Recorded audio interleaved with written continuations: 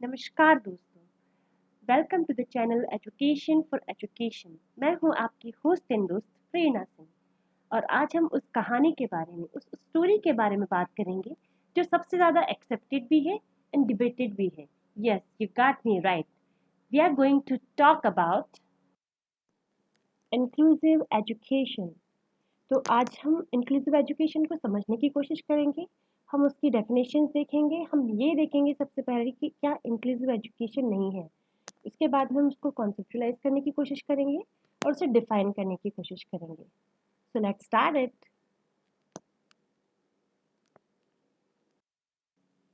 Inclusion क्या नहीं है? Marginalisation, exclusion and main streaming inclusion नहीं होता। तो आइए इनको हम डिटेल्स में देखते हैं। मार्जिनलाइजेशन और सोशल एक्सक्लूजन किसे कहते हैं? Marginalisation means those who are living in margin. इसका मतलब ये होता है कि हम उस सोसाइटी की, उस कास्ट की, उन लोगों की बात कर रहे हैं जो सोसाइटी से बहुत टाइम से अलग कर दिए गए थे। जैसे कि पहले के ज़माने में हमने देखा था कि कास्ट सिस्टम था, तो स्पेसिफिक कास्ट के लोगों को मेन सोसाइटी के स्कूल्स में, उनके घरों के आसपास या उनके घर के खाने में, उनके घर के सामानों को हाथ नहीं लगाने दिया जाता था और यही मार्जिनलाइजेशन है। इसी को हम सोशल एक्सक्लूजन कहते हैं। ये सिस्टम स्कूल्स में भी उतना ही प्रिविलेंट था, क्योंकि स्कूल्स में उन बच्चों को एडमिशन नहीं दिया जाता था, उन सोसाइटीज़ के लोग स्कूल में पढ़ नहीं सकते थे। तो उसी को हम मार्जिनलाइजेशन कहते हैं। इसके प्रभाव हमारी सोसाइटी पर, हमारे देश पर बहुत बुरे पड़ते हैं। इसके कारण बच्चे शिक्षित नहीं हो पाते या पढ़ नहीं पाते, और जिससे पावर्टी बढ़ती है, इकोनॉमिक ग्रोथ कम होती है और डेवलपमेंट पे भी इफेक्ट पड़ता है। आप इस डायग्राम की मदद से समझ सकते हैं। जैसे देखिए कि इस गोले के अंदर जितने भी लोग हैं वो जो हमारे यहाँ पे so called top class societies या फिर कास्ट कही जाती वो लोग हैं, और जो बाहर के लोग हैं वो डिफरेंट कास्ट के लोग हैं जिनको सोसाइटी में इंक्लूड नहीं किया जाता है। अब ये आज के परिवेश में हम इस तरह से भी समझ सकते हैं कि आज शायद उतना कास्ट सिस्टम नहीं है, लेकिन अब ये सिस्टम पैसे के हिसाब से डिवाइड हो गया है। कुछ स्कूल्स होते हैं जिसमें आज जिनके पास बहुत पैसा है या फिर जो बहुत एकदम हाई क्लास सोसाइटी से बिलोंग करते हैं, मनी जिनके पास है, वही बच्चे उन स्पेसिफिक स्कूल्स में एडमिशन ले सकते हैं। एक मिडिल क्लास या फिर लोअर मिडिल क्लास या फिर लो इकोनॉमिक स्टेटस का इंसान उन स्कूल्स में एडमिशन नहीं ले सकता। आइए अब हम देखेंगे कि एक्सक्लूजन का मतलब क्या होता है। इसका जो वर्ड और लिटरल मीनिंग है वो है आउट ऑफ स्कूल चिल्ड्रन। पर मैं यहाँ आपको एक चीज़ बहुत क्लियर कर देना चाहूँगी कि आउट ऑफ स्कूल या एक्सक्लूजन का मतलब ये नहीं है कि बच्चा स्कूल में नहीं है। कई बार ऐसा भी हो सकता है कि बच्चा स्कूल में ही पढ़ रहा है बट स्टिल ही और शी इज़ एक्सक्लूडेड, मतलब वो स्कूल में पढ़ के भी एजुकेशन सिस्टम के अंदर नहीं है। उसे भी हम एक्सक्लूजन ही कहते हैं। एक्सक्लूजन के कई सारे फॉर्म्स हैं, आइए हम अलग अलग तरीके के फॉर्म्स को देखते हैं। Exclusion from having the life prospectus needed for learning. इसका मतलब ये है कि उन बच्चों के पास वो सुविधाएं नहीं है जिसके बेसिस पे वो पढ़ाई कर सकते हैं। मे बी वो स्कूल जा रहे हो और स्कूल में भर्ती भी हो, लेकिन उनके घर पर उनके पास इतना काम है या उनके घर पे इतना पैसा नहीं है, और उनको अपनी जीविका या अपना घर चलाने के लिए अपने माँ बाप की मदद करनी पड़ती है और काम करना पड़ता है। ऐसे में वो पढ़ाई पर कभी भी कॉन्सेंट्रेट नहीं कर पाते हैं, और उनका ज़्यादातर कंसंट्रेशन, उनका ज़्यादातर जो ध्यान है वो सिर्फ कमाई या जीविका पर ही रहता है। उन बच्चों को भी हम आउट ऑफ स्कूल चिल्ड्रंस कहते हैं। जो सेकंड फॉर्म है वो है exclusion from entry into a school और एन एजुकेशनल प्रोग्राम। अब इसमें वो बच्चे आते हैं जो कभी स्कूल में जाते नहीं हैं, कभी जाते हैं कभी नहीं जाते हैं, जिनको स्कूल के प्रोग्राम्स में या स्कूल में एंट्री ही नहीं मिलती है। अब इस कैटेगरी में वो लोग आते हैं जैसे कि हम जो फीमेल बायस देखते हैं, फीमेल चाइल्ड बायस। तो इसमें क्या होता है, कुछ पेरेंट्स लड़के और लड़की में जो डिफ्रेंशिएशन करते हैं उसके कारण आज भी लड़कियों को स्कूल नहीं भेजा जाता है। ये भी एक्सक्लूजन की कैटेगरी में आता है। कुछ अगर ट्रांसजेंडर बच्चे हैं मतलब तो उनको भी पेरेंट्स स्कूल नहीं भेजते हैं, वो झिझकते हैं। स्पेशल बच्चे हैं तो भी पेरेंट्स स्कूल नहीं भेजते हैं। तो ये जो कैटेगरी है ये भी आउट ऑफ स्कूल चिल्ड्रन की कैटेगरी में आती है। उसके बाद में है from regular exclusion from regular and continuing participation in school or an educational program. अब हो सकता है कि बच्चा स्कूल जा रहा है लेकिन वो स्कूल में पार्टिसिपेट नहीं कर पाता है, उसे एजुकेशनल प्रोग्राम्स में पार्टिसिपेट नहीं करने दिया जाता है। ये कई सारे रीज़न से हो सकता है। जैसे कि मैं एक एग्जांपल ऐसे देना चाहूँगी कि कोई बच्चा है जो पढ़ने में, ये हमारे स्कूल्स में बहुत फ्रिक्वेंट और बहुत कॉमनली देखने को मिलता है। हालाँकि ये एक्सेप्टेड नहीं है, अगर आप किसी भी स्कूल में कहेंगे कि आप ऐसा करते हैं तो वो साफ डिनाई कर जाएँगे कि नहीं, नहीं हमारे स्कूल में ऐसा नहीं होता है। पर अगर आप बच्चों से बात करेंगे तो आप जानेंगे कि ये बहुत कॉमन फॉर्म ऑफ एक्सक्लूजन है स्कूल्स में, कि एक बच्चा जो टॉप कर रहा है या जो बहुत अच्छा है पढ़ाई में, टीचर्स उसे हर चीज़ में आगे बढ़ाते हैं। फॉर एग्जांपल अगर डिबेट है तो उस बच्चे को प्रोसीड करेंगे, उसको प्रमोट करेंगे, अगर गाने की कंपटीशन है तो उसको प्रमोट करेंगे। मतलब 80% चीज़ों में वो उस बच्चे को प्रमोट करते हैं जो पढ़ाई में अच्छा है। जो बच्चा पढ़ाई में नहीं है वो बहुत सारी चीज़ों में, एजुकेशनल प्रोग्राम्स में, कल्चरल प्रोग्राम्स में पार्टिसिपेशन से वंचित रह जाता है, उन्हें पार्टिसिपेशन नहीं करने दिया जाता है। यह भी एक्सक्लूजन है। दूसरा है exclusion from meaningful learning experiences. जैसा कि अभी मैंने शुरू में एक्सप्लेन किया कि उन्हें अलग अलग एक्टिविटीज़ में भी पार्टिसिपेट नहीं करने दिया जाता है। तो ये जो फॉर्म है इसमें क्या होता है कि बच्चा कई सारे लर्निंग एक्सपीरियंसेस से भी एक्सक्लूड हो जाता है। Then there is a form of exclusion where exclusion is in the form of recognition of the learning acquired. अब जैसे कुछ बच्चे हैं जो सीख रहे हैं, ठीक है, मे बी दे आर लो और स्लो एट लर्निंग, पर वो सीख रहे हैं। तो टीचर्स कई बार क्लास के हर बच्चे पर ध्यान नहीं दे पाते हैं और वो उन बच्चों के लर्निंग एक्सपीरियंसेस को एक्नॉलेज नहीं कर पाते हैं, उनको रिकॉग्नाइज नहीं कर पाते हैं। उनका ध्यान सिर्फ उन्हीं बच्चों पर रह जाता है जो बहुत अच्छे पढ़ते हैं या फिर बहुत ज़्यादा खराब पढ़ते हैं। अगर वो बच्चे भी थोड़ा बहुत कुछ करते हैं तो मे बी टीचर्स एक रिकॉग्नाइज करें या थोड़ा सा एक्नॉलेज कर दें। बट जो एक एवरेज बच्चा होता है क्लास में, टीचर्स उसने अगर कुछ अच्छा किया है या कोई नई लर्निंग एक्वायर्ड की है या कुछ नया सीखा है तो उसको एक्नॉलेज या ध्यान नहीं दे पाते हैं। जब ये सारी चीज़ें स्कूल्स में होती हैं तो इसको भी हम एक्सक्लूजन कहते हैं। सेकेंड नेक्स्ट है एंड लास्ट है exclusion from contributing the learning acquired to the development of community in society. अगर जो लर्निंग, जो कंट्रीब्यूशन लर्निंग के थ्रू हमको सोसाइटी में करना है, उसके डेवलपमेंट में करना है, अगर हम वो नहीं कर पाते हैं तो ये भी कम्युनिटी या सोसाइटी से एक्सक्लूजन है। इसको हम स्कूल में इस तरीके से समझ सकते हैं कि एक बच्चा जो पढ़ने में शायद अच्छा नहीं है लेकिन सिंगिंग में या फिर ड्राइंग में या फिर किसी और चीज़ में अच्छा है, लेकिन चूंकि टीचर्स उनकी उस कैपेसिटी को एक्नॉलेज या रिकॉग्नाइज नहीं कर पाते हैं because of their low grades, तो वो बच्चा उन कॉम्पिटिशन्स में पार्टिसिपेट नहीं कर पाता है या फिर पार्टिसिपेट भी कर लेता है तो उसे हायर लेवल पे नहीं लेके जा पाता है। तो ये बेसिकली आप सोसाइटी को कंट्रीब्यूट नहीं करने दे रहे हो, तो ये एक्सक्लूजन हो गया that you are not letting them contribute to society. जैसे कि इस डायग्राम से अब हम ये समझ सकते हैं कि एक्सक्लूजन में क्या क्या चीज़ें इंक्लूडेड है। जो सर्कल या गोले के बाहर है वो सारे लोग हैं जिनको शायद स्कूल में कभी आने ही नहीं दिया गया। देन गोले के अंदर जो लोग हैं मे बी आप उनको, जो ब्लू कलर में दिख रहे हैं उनको आप ट्रांसजेंडर, फीमेल्स या फिर वो बच्चे जो कि कभी स्कूल एंटर ही नहीं कर पाए। और जो आप छोटे गोले के अंदर देख रहे हैं जिसमें ग्रीन एंड मेहरून कलर के बच्चे दिखाई दे रहे हैं, वो बच्चे हो सकते हैं जिसमें से ग्रीन तो जो इंक्लूडेड है और जो मेहरून कलर के हैं वो बच्चे हैं जो स्कूल तो जा रहे हैं पर स्कूल प्रोग्राम्स में इंक्लूडेड नहीं है, जो स्कूल में होकर भी एक्सक्लूजन फील कर रहे हैं। अब देखते हैं कि मेन स्ट्रीमिंग क्या होता है।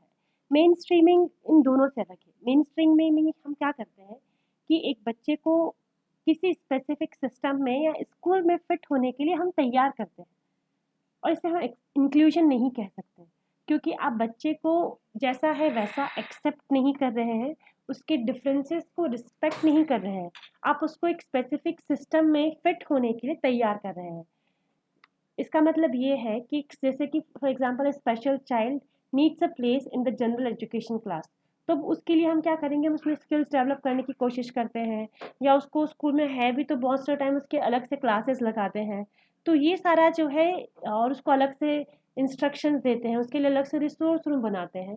तो बेसिकली वो स्कूल में होके भी स्कूल में नहीं है, वो अलग से क्लास में बैठ रहा है, उसको स्पेसिफिक क्लास में या उस स्कूल सिस्टम में फिट होने के लिए तैयार किया जा रहा है। तो ये जो तैयारी है, ये जो हम उसको बदलने की कोशिश कर रहे हैं, उसको वो स्किल्स सिखाने की कोशिश कर रहे हैं कि वो स्पेसिफिक क्लास के साथ कोप कर सके, इसको हम मेन स्ट्रीमिंग कहते हैं। लेकिन हम मेन स्ट्रीम को इंक्लूजन नहीं कह सकते, क्योंकि इंक्लूजन कुछ और होता है। आइए इन सब के बाद हम देखते हैं कि इंक्लूजन क्या होता है। अभी तक हमने यह देखा कि इंक्लूसिव एजुकेशन क्या नहीं है। अब हम ये समझने की कोशिश करेंगे कि इंक्लूसिव एजुकेशन क्या होता है। हम उसको कॉन्सेप्चुलाइज करेंगे एंड उसको डिफाइन करेंगे। उसको कॉन्सेप्चुलाइज एंड डिफाइन करने के लिए सबसे इम्पॉर्टेंट चीज़ है, सबसे महत्वपूर्ण बात है कि हम उसके पीछे के विजन और उसकी आइडियोलॉजी को समझें। तो इंक्लूजन की पूरी बिल्डिंग जिस आइडियोलॉजी, जिस विजन के ऊपर बेस्ड है, वो ये है कि inclusion in education is a human right. समावेशन मानव का अधिकार है। अब जब मैं ये कह रही हूँ कि मानव का अधिकार है या it is a human right, what do I mean by it? इसका मतलब क्या है? इससे यह मतलब है कि एजुकेशन सभी के लिए है। Education is for everybody. चाहे वो लड़की हो, लड़का हो, स्पेशल बच्चा हो, ट्रांसजेंडर हो, किसी भी सोशो इकोनॉमिक स्टेटस से बिलोंग करता है, उन सभी का अधिकार है शिक्षा, या उन सभी का अधिकार है एजुकेशन। तो सभी को एजुकेशन मिलना बहुत ज़रूरी है। उसके बाद में, अब सिर्फ एजुकेशन का मतलब ये नहीं है इंक्लूसिव एजुकेशन में कि आपने सब बच्चों को स्कूल में इकट्ठा कर लिया या भर्ती कर दिया। इंक्लूसिव एजुकेशन से यह मतलब है कि एजुकेशन सिस्टम हमारा ऐसा होना चाहिए कि वो बच्चों की ज़रूरतों को रिस्पॉन्ड करे, उनकी ज़रूरतों को समझे और उनकी ज़रूरतों को पूरा करे। एक एक बच्चे की ज़रूरत को पूरा करे और उनकी ज़रूरतों को पूरा कर कर उनके फुल पोटेंशियल को एक्चुअलाइज करने में मदद करें। मतलब उनकी जितनी भी क्षमताएं हैं, जिसके अंदर जो भी क्षमता है, उनकी क्षमताओं को पूरी तरीके से उभारने में मदद करे। और इसके लिए उसको दो इम्पॉर्टेंट चीज़ें लगेंगी। एक तो पहले हमने बात की उनकी ज़रूरतों को पूरा करना, और दूसरा जितना हो सके बाधा रहित लेस रिस्ट्रिक्टिव एनवायरनमेंट प्रोवाइड करना। अब लेस रिस्ट्रिक्टिव एनवायरनमेंट या बाधा रहित वातावरण से मेरा क्या मतलब है? इसका मतलब ये है कि जब बच्चा स्कूल में आता है, तो जितना हो सके वो इंडिपेंडेंट होकर काम कर सके। हमको उसकी लर्निंग को फैसिलिटेट करना है। उसे खाना बनाकर हाथ में या चम्मच से खिलाना नहीं है, उसे खुद खाने के लिए प्रेरित करना है। मतलब जैसे कि जो आजकल यूनिवर्सल डिज़ाइन का कॉन्सेप्ट है, वो इसी के ऊपर है कि हमारा स्कूल ऐसा ना हो कि एग्जाम्पल एक बच्चा आ रहा है जो चल नहीं सकता, जो व्हील चेयर यूज़ कर रहा है। अब अगर हमारे स्कूल में हमने सीढ़ियाँ लगा रखी हैं, लिफ्ट नहीं है, तो उस बच्चे को हर बार किसी की मदद की ज़रूरत पड़ेगी। तो वो उसके लिए एक रिस्ट्रिक्टिव एनवायरनमेंट हो गया। एम आई राइट? कोई बच्चा जिसकी हाइट ऊंची है और अगर सारे प्लग पॉइंट्स हमने बहुत ऊपर लगा रखे हैं, तो उसको हमेशा किसी न किसी की मदद की ज़रूरत पड़ेगी। वो खुद से प्लग पॉइंट्स यूज़ नहीं कर सकता। ऐसे बहुत सारी छोटी छोटी चीज़ें होती हैं जो कि स्कूल के एनवायरनमेंट को बांध देती है या बच्चों की पहुंच से बाहर कर देती है। तो हमें स्कूल का एनवायरनमेंट ऐसा बनाना है जो सारे बच्चों की पहुंच में हो, जिसमें कम से कम बाधाएं हो, और हर कोई बच्चा उस स्कूल की बिल्डिंग को, उस स्कूल के एटमॉस्फेयर को इक्वल तरीके से यूज़ कर सके। उसमें उसे वहाँ जाकर ऐसा महसूस ना हो कि मैं तो यहाँ पर बंद गया हूँ, मैं खुद से कुछ कर नहीं सकता। वो इंडिपेंडेंसी की फीलिंग उसकी ना जाए। इसके बाद जो नेक्स्ट है वो है recognising and respecting differences and building on similarities.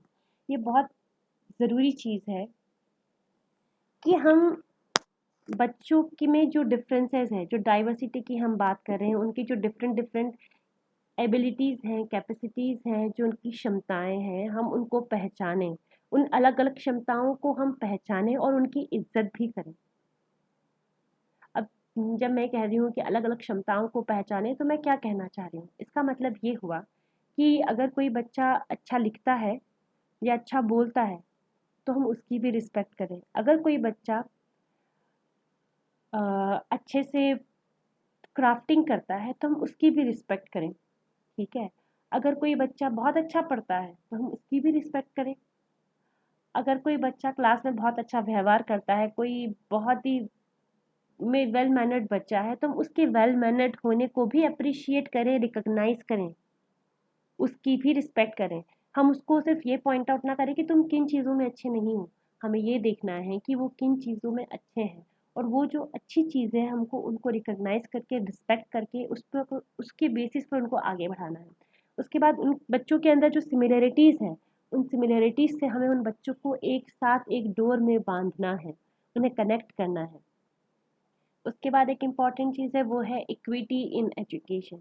जैसे मैंने शुरू में भी कहा कि सिर्फ बच्चों को एक स्कूल में भर्ती कर देना या एडमिशन करा देना इंक्लूजन नहीं है, उसमें इक्विटी का होना बहुत ज़रूरी है।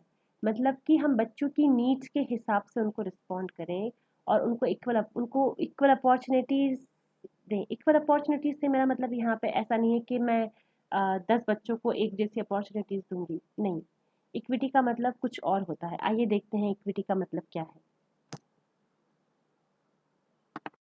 आप इस डायग्राम की मदद से समझ सकते हैं। जैसे देखिए कि इस गोले के अंदर जितने भी लोग हैं, वो जो हमारे यहाँ पे so called top class societies या फिर कास्ट कही जाती, वो लोग हैं। और जो बाहर के लोग हैं वो डिफरेंट कास्ट के लोग हैं, जिनको सोसाइटी में इंक्लूड नहीं किया जाता है।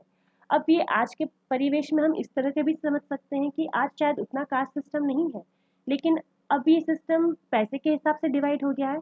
कुछ स्कूल्स होते हैं जिसमें आज जिनके पास बहुत पैसा है, या फिर जो बहुत एकदम हाई क्लास सोसाइटी से बिलोंग करते हैं, मनी जिनके पास है, वही बच्चे उन स्पेसिफिक स्कूल्स में एडमिशन ले सकते हैं। एक मिडिल क्लास या फिर लोअर मिडिल क्लास या फिर लो इकोनॉमिक स्टेटस का इंसान उन स्कूल्स में एडमिशन नहीं ले सकता।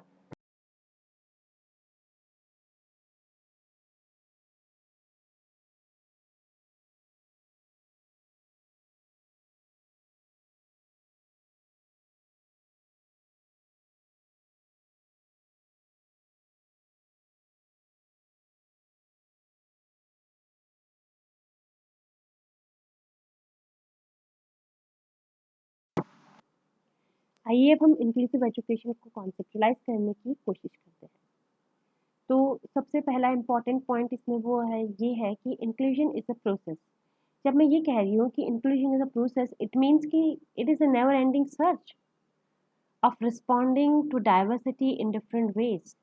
मतलब कि ये एक ऐसी खोज है जो कभी ना ख़त्म होने वाली है, क्योंकि हमारे पास हमेशा नए नए तरीके के बच्चे आते रहेंगे जिनकी अलग अलग नीड्स होगी। तो उनकी नीड्स को अप्रोप्रिएटली रिस्पॉन्ड करने का तरीका, एड्रेस करने का तरीका हम ढूंढते रहेंगे, और इसलिए एक ऐसी प्रोसेस है जो कभी ख़त्म नहीं होती। उसके बाद में है, inclusion is concern with identification and removal of barrier. अब जब मेरे पास डाइवर्सिटी के बच्चे आ रहे हैं, अलग अलग तरीके की नीड्स के बच्चे आ रहे हैं, अलग अलग कैपेसिटीज़ के बच्चे आ रहे हैं, तो हो सकता है कि मुझे उनको क्लास में एडजस्ट करने में कई सारी कठिनाइयों का या चैलेंजेस भी फेस करना पड़े। तो ऐसे में उनको आइडेंटिफाई करना और उन प्रॉब्लम्स को एड्रेस करना, उनको रिमूव करना, उनको हटाना, आई मीन कि उन प्रॉब्लम्स को पहचानना, उनका सॉल्यूशन करना भी एक इंक्लूसिव एजुकेटर का कंसर्न है। तो ये कैसे होगा, इसको हम इस एग्जांपल से समझ सकते हैं कि एक बच्चा है क्लास में जिसका विजन थोड़ा सा लो है, जिसको दिखता तो है लेकिन वो बोर्ड पे बहुत क्लियरली नहीं समझ पाता, देख नहीं पाता है कि टीचर ने क्या लिखा है। तो उसमें टीचर उसकी कैसे मदद कर सकती है कि उसको आगे बिठा दे, राइट। आगे बिठाने के बाद में भी अगर उसको ठीक से नहीं दिख रहा है, तो वो ये कर सकती है कि उसकी क्लास में सभी बच्चों को टर्न बाय टर्न एक एक वीक के लिए शिफ्टिंग करे, और उसके पास में जो बच्चा बैठा है उसको ये रिस्पॉन्सिबिलिटी दी जाए कि आपने जो भी नोटबुक में लिखा है वो इस बच्चे को देख कर लिखाना आपकी जवाबदारी है।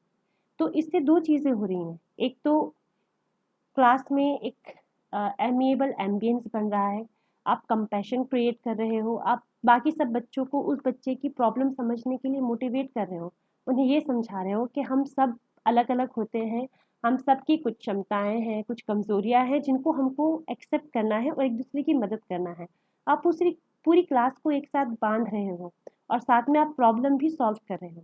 तो आपको हमेशा इंक्लूसिव एजुकेशन में ये चैलेंज फेस करना होता है, और उसको एक्सेप्ट करना होता है कि जब हम डाइवर्सिटी को एड्रेस कर रहे हैं तो नए नए तरीके की प्रॉब्लम्स या चैलेंजेस हमारे सामने आते रहेंगे, पर हमको उनको आइडेंटिफाई करना है और उन बैरियर्स को, उन प्रॉब्लम्स को हमें क्रिएटिवली सॉल्व करना है। तो यहाँ पे प्रॉब्लम सॉल्विंग अप्रोच और क्रिएटिविटी दोनों बहुत इंपॉर्टेंट है। नेक्स्ट है inclusion is about the presence, participation and achievement of all students. जब मैं ये कह रही हूँ कि प्रेजेंस, पार्टिसिपेशन एंड अचीवमेंट, तो ये तीनों टर्म्स बहुत इंपॉर्टेंट है जिन पे आपको कंसंट्रेशन करना चाहिए। प्रेजेंस से मेरा मतलब है कि बच्चा स्कूल में कितना रिलायबली और पंक्चुअली आ रहा है, मतलब वो क्या रोज़ आता है स्कूल में और कितने टाइम वो छुट्टी मारता है, उसमें पंक्चुअलिटी, एक कंटिन्यूटी है कि नहीं आने में। ऐसा तो नहीं है कि वो आज आ रहा है, 2 दिन नहीं आता है, फिर 1 दिन आता है, फिर नहीं आता है। तो प्रेजेंस इज़ नॉट रिलायबल, मतलब ऐसा बच्चा हो सकता है किसी दिन स्कूल ही छोड़ दे। तो प्रेजेंस बच्चे की बनी रहे, बच्चा स्कूल आए, स्कूल के एनवायरनमेंट को ऐसा बनाना भी हमारी रिस्पॉन्सिबिलिटी है। अब एक बार बच्चा रिलायबली और पंक्चुअली स्कूल में आने लग गया है, वो विश्वास करने योग्य हो चुका है कि बच्चा अब स्कूल से नहीं जाएगा, स्कूल नहीं छोड़ेगा, वो स्कूल रोज़ आएगा। उसके बाद में क्या चीज़ ज़रूरी है? उसके बाद में है उसका पार्टिसिपेशन, मतलब वो भाग ले। स्कूल में जो भी एक्टिविटीज़ हो रही हैं, स्कूल में जो पढ़ाई हो रही है, जो भी चीज़ें स्कूल में चल रही है, स्कूल के जो एजुकेशनल प्रोग्राम्स हैं, जो करिकुलर एक्टिविटीज़ है, जो को करिकुलर एक्टिविटीज़ है, वो इन सभी में पार्टिसिपेट करे, इन सभी में वो भाग ले। अब भाग लेना ही सिर्फ इम्पॉर्टेंट नहीं है, भाग करने के बाद में उसका एक्सपीरियंस कैसा है। जो हम पार्टिसिपेशन को मेजर करते हैं वो उसके क्वालिटी एक्सपीरियंस से मेजर करते हैं। मतलब ये नहीं कि स्कूल में अगर 10 चीज़ें हो रही है तो बच्चे को सभी 10 चीज़ों में भाग लेना है। वो 10 में से 5 चीज़ों में भी भाग ले सकता है, 2 में भी ले सकता है, 4 में भी ले सकता है, 7 में भी ले सकता है। लेकिन उनको भाग लेने के बाद में उसका एक्सपीरियंस कैसा है, उसके एक्सपीरियंस की क्वालिटी कैसी है। तो ये बहुत इम्पोर्टेंट स्टेप है पार्टिसिपेशन में।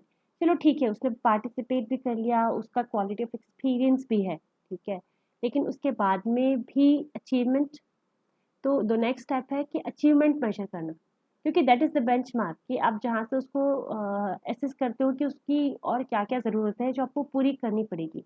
अचीवमेंट से मेरा मतलब यहाँ पे ये नहीं है कि सबको 100 में से 100 नंबर आए कि नहीं आए।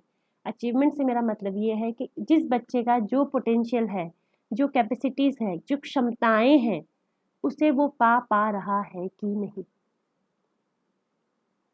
देखिए, मैं यहाँ पे एक चीज़ बहुत क्लियरली समझाना चाहूँगी। मैं इतनी देर से बोल रही हूँ एक्चुअलाइज़िंग फुल पोटेंशियल, या अपनी क्षमताओं को पहचानना, अपनी क्षमताओं को उभारना।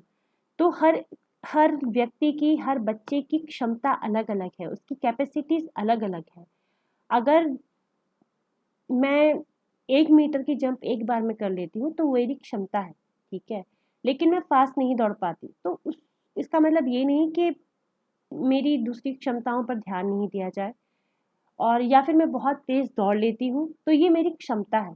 मैं बहुत अच्छा ड्राइंग कर लेती हूँ, ये मेरी क्षमता है, ठीक है? ज़रूरी नहीं कि सारे बच्चे 100 में से 100 नंबर ही लाएँगे, या सारे जंप कर सकते हैं, या फिर सारे रन कर सकते हैं। किसी बच्चे की क्षमता ये है कि वो 100 में से 90 ला सकता है, किसी की क्षमता ये है कि वो 100 में से 60 ला सकता है। पर जो 60 लाया है, 60 की जिसकी क्षमता है और जिसकी 90 की क्षमता है, तो वो दोनों बच्चे एक समान हैं, क्योंकि उन्होंने अपनी क्षमताओं को पूरी तरीके से पा लिया है। तो हमें उनकी क्षमताओं को पाने में मदद करनी है, उनको किसी कॉम्पिटिशन में डाल के होड़ में नहीं लगाना है। This is what inclusion is. Now let us see the next point. Inclusion involves a particular emphasis on those groups of learners who may be at risk of marginalization, exclusion or underachievement. देखिए, ऐसा है कि जो बच्चे हैं, खासकर जो इन categories से बच्चे बिलोंग करते हैं, फीमेल्स हैं, ट्रांसजेंडर्स हैं, स्पेशल बच्चे हैं, और स्पेशल चाइल्ड अगर फीमेल है तो प्रॉब्लम्स और बढ़ जाती हैं, जो लो सोशियो इकोनॉमिक स्टेटस से बिलोंग करते हैं। इन बच्चों के स्कूल में प्रेजेंस, पार्टिसिपेशन और अचीवमेंट की संभावनाएं बहुत कम हो जाती हैं, क्योंकि बच्चा स्कूल में प्रेजेंस ही नहीं लगाता है, तो पार्टिसिपेशन कहाँ से होगा, अचीवमेंट कहाँ से होगा। तो इसीलिए इस ग्रुप को मॉनिटर करना, इस ग्रुप को ध्यान देना, इस ग्रुप के बच्चों पे नज़र रखना और उनके प्रेजेंस को, पार्टिसिपेशन को बनाए रखने की जिम्मेदारी भी हमारी है कि अगर बच्चा एक बार स्कूल आ गया है तो हमारी पूरी कोशिश होनी चाहिए कि किसी भी कीमत पे वो बच्चा स्कूल से ड्रॉप ना करे, ड्रॉप आउट रेट हमारा इंक्रीज ना हो, वो हमेशा कम ही रहे या फिर ना रहे। तो this is what the fourth point is. चलिए अब हम इंक्लूसिव एजुकेशन को डिफाइन करने की कोशिश करते हैं। तो जब हमने उसका विजन देखा है, हमने उसको कॉन्सेप्चुलाइज करने की कोशिश की है, तो हम उसे किस तरीके से डिफाइन करेंगे? तो मेरे हिसाब से, मेरी नज़र में हम इंक्लूजन को कुछ इस तरीके से समझ सकते हैं कि inclusion is embracing differences in the world full of diversity with equity and mutual respect।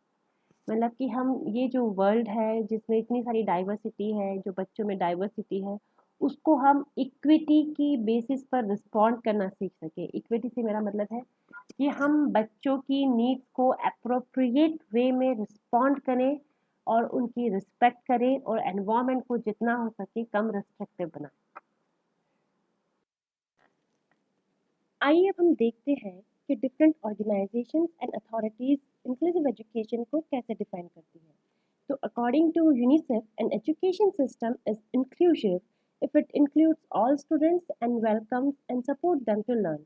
No one should be excluded. Every children has right to inclusive education, including children with disabilities.